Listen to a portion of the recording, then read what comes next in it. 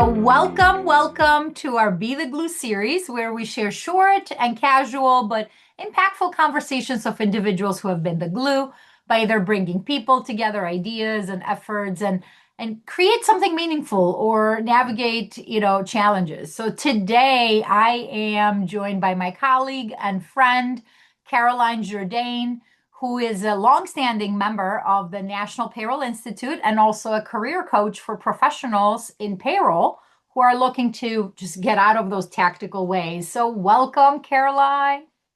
Thank you, Alina. I'm so excited to join you this morning. How are you? I'm doing good. I'm so excited to have this conversation. Caroline and I worked together a few years Yes, ago, and we've still kept in touch. And I just love connecting and talking to you. likewise.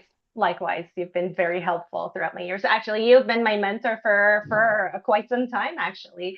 And you've seen me going through those corporate challenges with the payroll, and there is so much to talk about, really.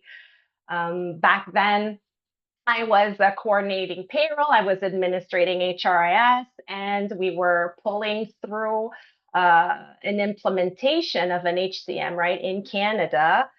And at that time, being in the weeds was really my day to day. And connecting with finance, with IT, with the HRIS team, as a matter of fact, was the best, I could say it was the best school to just wrap my head around um, on what will become the paraprofessionals Mhm. reality in the future years, in the years to come. Yeah. Technology is more and more involved. I network a lot with the members of the National Payroll Institute, as a matter of fact, and recent research has shown that our population of professionals is getting much older every year, and it very much compares to the US. So in North America, broadly, about 70% roughly is 45 and over, and mostly women also. So there's a great opportunity to elevate women in tech, in technology, I find. After having this multi-faced experiences, well, I thought, wait a minute, businesses are going to run out of paymasters. Well, in the following years, in 5 years, 10 years, it's going to be even more scarce, right? So I thought about getting back into consulting because at some point, outsourcing AI, right? Automation is increasingly important, but businesses are not necessarily ready. Mhm. It's been a fact on the market that a lot of business processes around payroll are not well documented in most companies, or they're partially documented. Succession planning is not quite there, so that's very critical also on the market. And well, compliance and risk is still a big topic, right? Data governance and outsourcing is one of the shifts that I see coming, for one. I also talk to the younger crowd of paymasters, and um, the skills are quite different. We're touching a new generation now, and these people want to be more in service of other people, so employee experience, right? And Elena, I think that also you can relate in your career that employee experience in the company, technology, the benefits, total compensation, this all, it touches payroll immensely. And this is not one of the skill sets that perhaps a paymaster in the 90s and the early 2000s wasn't expected to drive so much, right? So, but I want to hear you though, because we've worked together on an HR perspective. How do you see that coming about? Employee experience, um, retention and lowering the turnover rate of employees. Where do you meet me halfway with that thought? with Yeah, that I think mindset. that's why I talk a lot about being the glue and about HR professionals being the Yes, glue because we already are seeing, engagement challenges, and we're already seeing, how do we continue to support the employee experience. And I think as HR professionals, we have a very unique perspective, and we are able to bring different departments together. And but my question was more to you, like when in all the work you do, what does the glue mean to you? Because I mean, I have my thoughts about the glue and, oh yes, what are the tactics of being the glue, or how do you approach other departments so you can, think about the employee experience at Spectrum, right? At the high level. But what are the things that you see that could improve that employee experience? For me right now, I sit in data messiness. So right now, hmm data is driving that employee experience. So the messier the data, the messier the employee experience. And oh, it's an interesting shift that, a lot of people don't even think about the data until they need it.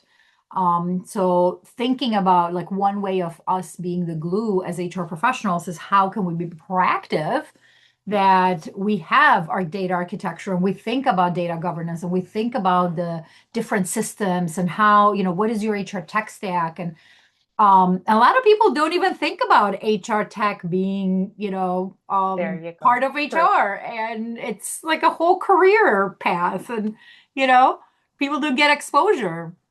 True, I hear you. The data is so heavy and can be so complex sometimes, and that's what we are dealing with every day. And where payroll comes in and joins you is that employee wants pay transparency increasingly.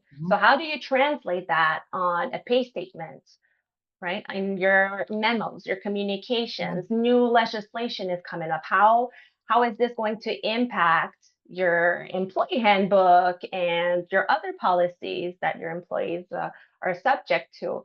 And payroll needs to have that voice because we are guardians of of compliance of legislation, so we have to have that seat at the table to bring that forth and structure a Mhm. strategy aligned with company values. And that is where I like it best when I work in a company as a paymaster or payroll manager, is that every company, even though we are all subject to the same legislations, the same rules, right? Labor standards, the values, the business of the company, the industry drives the payroll DNA.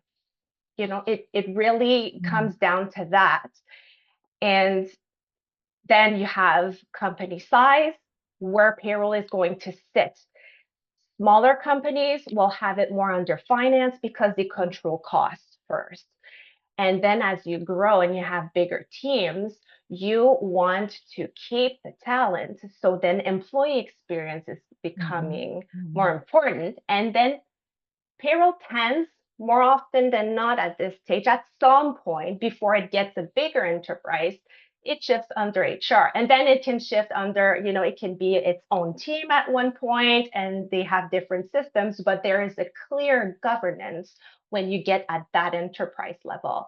So being the glue is to be present all around and have that voice in the company. And it's very interesting to see that the younger paymasters, well, they are hungry for that. Actually, they want to participate increasingly more projects. They don't want to stay in the back office.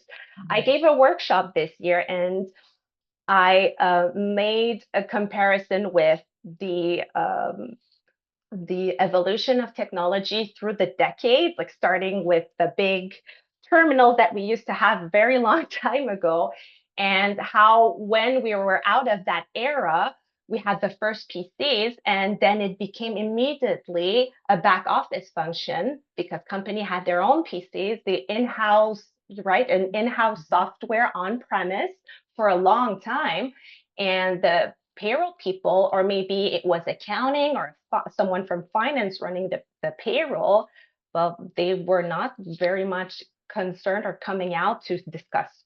company strategy, you know.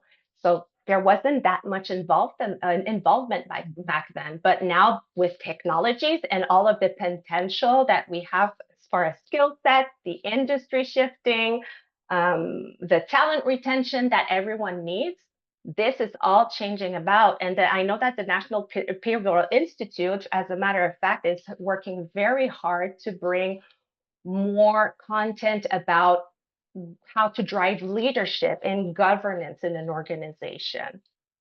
But as for me, once I tasted that type of glue, well, I re-switched to another type of glue, which is the payroll services bureaus.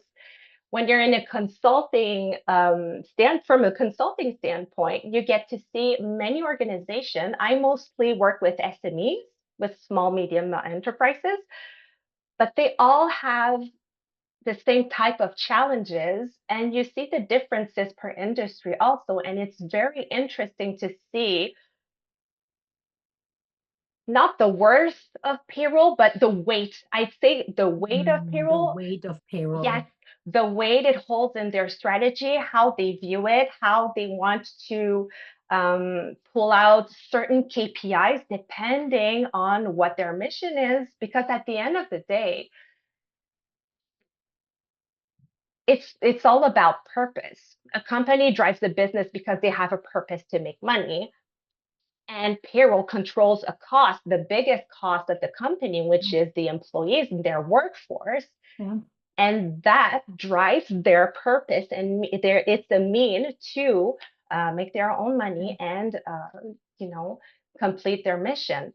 So hand in hand, that's the biggest glue that I can actually see here as far as Yeah, being the glue. and I want to kind of go back to that point you made before about the talent shortage there is going to be. And Oh I'm yes. curious how it is for United States because you're located in Canada and you do this in Canada. I haven't been paying attention. I'll be honest, I haven't been paying attention to what's happening in the US when it comes to payroll specialists and if there is a shift. You call them paymasters, pay specialists, Yes. payroll specialists, and Yes, then I interchange a lot. yep. Yes. Yep. So I wonder if there is a similar talent shortage upcoming that we need to be mindful and thoughtful for. And to your point about like where does payroll sit, at least in my experience so far, it doesn't matter where payroll sits. You still have to partner, you still have to support. Sometimes it's easier if it is in HR when you have similar goals and similar initiatives, and they're part of the bigger HR team. But Hmm. I've been in organizations that payroll sits in finance and they are collaborative and they support each other and we still align. But again, it's a lot of partnership and collaboration and you have to be intentional about building that. Yes. If it sits outside of HR. But yeah, I wonder how can we bridge that gap in knowledge for the younger payroll professionals coming in the workplace and how can AI support with that? Mm. I'll come back to AI right after that. And I just want to make a point to just what you just said before answering. There's so much to talk I about. know, I could talk Um, forever. yeah, so a payroll can sit in different department, and depending on the pay of the point of view that they're coming from, that is from where they need to shape the message they want to convey to leadership. That's the difference that I see, depending on where they're positioned. For the shortage of talent, I see a lot, well, too many employers still on the market, like looking for a succession to their payroll professional, some of their teams to replace permanently, and they're still asking for a lot of experience, like over 10 years of experience, most of the cases. And I think there's just they have to give a little bit more of a chance to the junior employees because there are a lot of younger payroll professionals who are very keen on learning, and they're more and more tech savvy coming from a younger generation. So they're more in touch with that technology and connection to people even more also. So I think there is this openness that the employers can just discuss over having. Is it really relevant to have 10 years of experience? Because me, when I read a job description and they're asking for a 10 years of experience just to run the payroll, and I see the job description, if there's more, okay, but when it's solely to handle payroll, to manage payroll, well, what I read is that I want you to come in on the first day, run the first payroll run because business has to go on, and I don't have the time to train you, and I don't have the time to train you on this system, and you On need this to be specific, proficient yeah. on X system. That is what I read. But we And have to, there's no way around it now with the those statistics. They're very telling. They have to give a chance. At least they have to come halfway. yeah, yeah. And I wonder though, if you're seeing that there will be a lot more outsourcing, or the shift is we're going Mm-hmm. to outsource payroll, I think then that shifts the role of the payroll professional to become more tech savvy, to Yes. use all of these HR tech tools, because most payroll providers will also have, an HRIS connected to it, or they will have other features. They might have performance attached into their platform. They might have other things, or time and attendance, right? So And suddenly now the skill set, more than that, there's vendor governance yes, too, business relationships. So you see how the peer professional is stepping outside of his comfort zone or her comfort exactly. zone. Yeah. It's not the same game at all. But yes, about AI, I see increasingly solutions that have embedded like a chatbot or AI that they can feed. And they're emerging right now. I don't have hands-on experience. I've seen some demos in the industry and whatnot, but I think the name of the game is where's the data hosted and what's the governance? Because if I get that solution from my provider, I need to ask my provider those questions, right? Yeah. Yeah. Not just for Canada or US when it crosses over. Maybe you Regardless. have Yeah. international risk. Yes, regardless. So that's my concern to me. And because it's emerging, I'm looking at this closely from, as an audience. But what I see with the SMEs that I work with is that I see more use cases of chatbots being fed, like AI agents being fed employee handbooks that is rightly Yep. updated so that they can have a level one answer to their employees, and then they can reach out to an HR professional or payroll Yep. professional. The end of the line, I know that there was for the US, there was a survey, I think it was Payroll Org, and half of the respondents, employees, wanted to speak to a person when it was about their HR, their payroll, their own pay questions and information, which is very telling also, I Yeah, think. of course, of Yeah. course. So then the skill set starts to become a lot more of that translation layer Yes. between HR, payroll, and even IT, because I think now the moment we start talking data architecture, data governance, right, management of data, that is IT's side of the business. And if the two are not speaking the same language, that's where there can be some challenges. And, you know, um, so to me, maybe I'm thinking the future might be that we need to own that translation layer. Like, how do we collaborate or teach or coach or mentor, whatever word you want to use? How do we prepare younger professionals to have that translation layer, that they're ready for those conversations? Involve them into projects.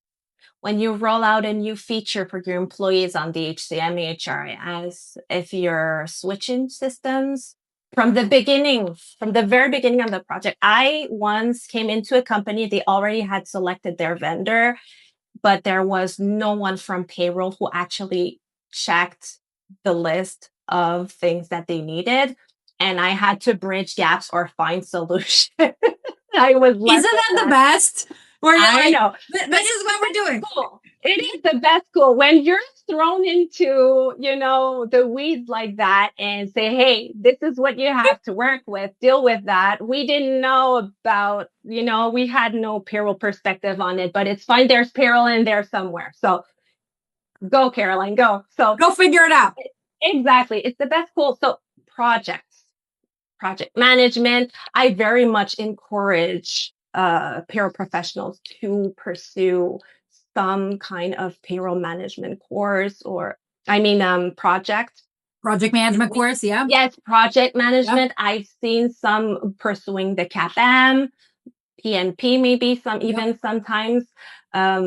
This is to me a wild card, and even for people in IT, so that we can bridge that gap and have more of a business language that is more common in between the department leaders with the leadership of the company. Definitely have strong use cases, and the storytelling is, crystal clear. You crystallize what your point is, and you will get your point across. Absolutely, absolutely. You just made me think of one more thing about growing talent and preparing the newer generation. So that could be a collaboration with L&D, right? The learning and development side of HR, where if you do have a lot of seasoned payroll professionals, how do you capture their knowledge to share with any junior professionals within the same organization? So there might be an opportunity there with AI. And Yes. I can't remember which company it was, but there was a recent article I was reading where they would have seasoned professionals throughout the organization would do like lunch and learns. They would record them and then they would feed that information to AI and they would create quick reference guides and they would create like all sorts of training, like 5-minute videos and put them in their learning management system, and create curriculums. So it I was love a that. creative way of capturing the knowledge and people wanted to present and they wanted to talk and they would pick a topic and they would just record it. And yeah. Absolutely. See, senior professionals want to share absolutely their knowledge to the succession, and even me. Like I'm happy to be here and share with you. So that is an opportunity that is often overlooked in businesses, I find, because we are all in our day to day. We're all busy, and succession planning doesn't come to mind. Unfortunately, not enough. Yep. Not until the person is, Yeah. talking about retirement. Then there's a fire to put out, but that's unfortunate. And yes, I very much advocate for learning and development in that sense. I don't see it enough, but I'm glad that you saw it actually. It was cool. Right now And is an I'm like, HR. oh, It was for HR or it was it, for it was for throughout the whole company, was the their way whole of company? bridging the Oh, gap great. because they Hmm. had an old, I got to find the article and link it to this video. Because they had an older population. So they were thinking like, we're preparing, there's going to be a gap in the knowledge. How do we capture that? And they started using AI in different ways. But Hmm. so, yeah, That's it's a lot to think about. a lot to think Ex- about. And the thing for payroll is, too. Hmm. and what you just said about project management, like project management and process improvement, those are skill sets that not always you see them in Hmm. payroll specialists or Hmm. HR professionals. So I've been talking a lot about project management and process.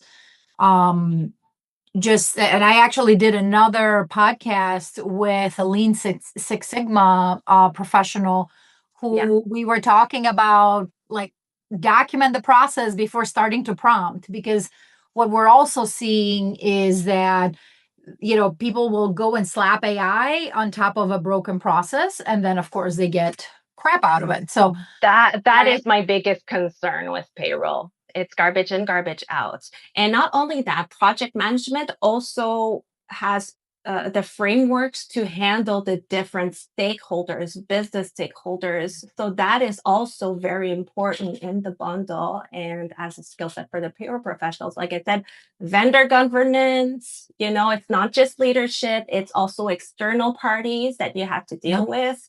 And I very much enjoyed in my career dealing with external consulting firms. It's always the best, I think, to have that business relationship up and running and smooth. That was one of my best part, I guess, to this day Yeah. that I very much enjoyed. What is usually Mhm. your approach when you start to coach payroll or paymasters? What's usually your approach? Well, the first, I have to say that I do mentoring mostly for the more junior to intermediate. So they're discovering payroll, they're starting challenges that they see with, for the first time, or some very important shifts that happen. I have some people going through retirement of their senior and whatnot. And I break down first where the payroll stands I just want to know about where they stand in the business first, right? I want to break down where they're positioned at, what are their expectations in their position, and then I dig into what they like to do, what drives them to do their work. And that is very important because there is organic growth for payroll professional. It is, yes, compliance and, data management and processing payments, of course, but the person behind that, what are your strengths? Where can you leverage Mhm. your own authenticity to get to that point that you can navigate those challenges, have your voice, and payroll professional, they all have a lot of insights because they see that data all the time. They talk to these employees and then managers all the time. So whether you like it or not, as a payroll professional, you will have a sense of what the business is anyways. So when I dig into what sparks them, and what the challenges is all around, then we can start mapping how they can navigate the challenge themselves. And it's not going the same from one person to another. It's going to be different. And that is what drives me the most. I love it. I know, right? Isn't that the It's best when they have unique. the aha moments? Yes, Ooh, now the yeah, aha moment. I love them. Those are the moments we live for in in our Yes, professions as we coach other people and mentor them. Yeah. hands on, hands on. So, Caroline, Yeah. what is one piece of advice you would give to um, Mm. younger professionals trying to get into payroll, or maybe they haven't even thought of payroll being a career path within the HR/finance world? Well, if you're already into HR and finance, payroll is a great niche to look into as far as career possibilities and just to cross over or to have cross functional projects. Or there's a lot of growth when you include payroll into your skill sets. And what I recommend to younger payroll professionals, first, it's always to keep an eye on networking because seniors, they want to share. So go to the conventions. There is a lot of small events that the National Payroll Institute has also with their volunteer groups. And I cannot say how I'm grateful that they've done this for the last couple of years or so, that they've really honed into offering these opportunities. And they have also the mentoring platform that I grew into first, just trying to share with that. And I've had good results, like to show also at the conference in my workshop. That was very helpful for me to share with them. So networking first. And then after that, voice to your manager. Be always clear with your manager what drives you in your work. How do you want to grow? Because your manager is supposed to listen and support that so that you can grow into your role and be independent and have your voice and give you those opportunities. And well, if you are struggling having those opportunities with your leadership, then you can make your own opportunities. That is always an option, even though you're into payroll. So I think there's a misconception still of payroll because of the old days of the back office days, but actually now it's not like that anymore. We really much own our growth, even if it's about numbers and about calculations and compliance. There's always that there, but there is so much more today. And one aspect of payroll that we shouldn't neglect also is total compensation. Yep. It's also a new trend. And then another channel where HR and yes, finance and payroll actually come together. Together. Yep. Yep. Yes, For that I employee love experience. That is your bigger picture. Yep. exactly structuring total compensation is another gap to fill, and it's a growing industry as well. And for those who are listening, your advice, Caroline, like goes beyond Canada because I feel Oh, like yes, yes, it's a national payroll, definitely. association for in Canada or institute for Canada, but in the US we have the American Payroll Association, right? So like or SHRM or HRCI, where there's a lot of resources and networking that can happen through those groups. So the same advice would apply for, whatever you said, regardless. Absolutely. Absolutely. I've connected with payroll professionals from the US as well. Now the APA is now called Payroll Law that I referenced Yes, earlier, payroll org. but Yep. it's also a great community and they have even more opportunities to connect and to network. Yes, yes, Mhm. exactly. So where can they find you? Tell us where you where you hang out online. where where I hang out online a lot on LinkedIn, Elena. Yes, yes, I'm in a consulting firm and I do mentoring and coaching on my own time, but I'm always reachable in the LinkedIn. I guess that you'll have some link up Yep. there so that if people We'll want to click reach it. out We'll to put me, it I'll right. be glad. Just to be part of the conversation is the first step to voice the payroll industry and the future of payroll. Thank you, my friend. It's Thank always you. awesome talking to you. And I'm so Absolutely. glad we got to do this and kind of hang out and talk Mm. about the future of payroll and the talent needs. And thank you. I appreciate you being with us.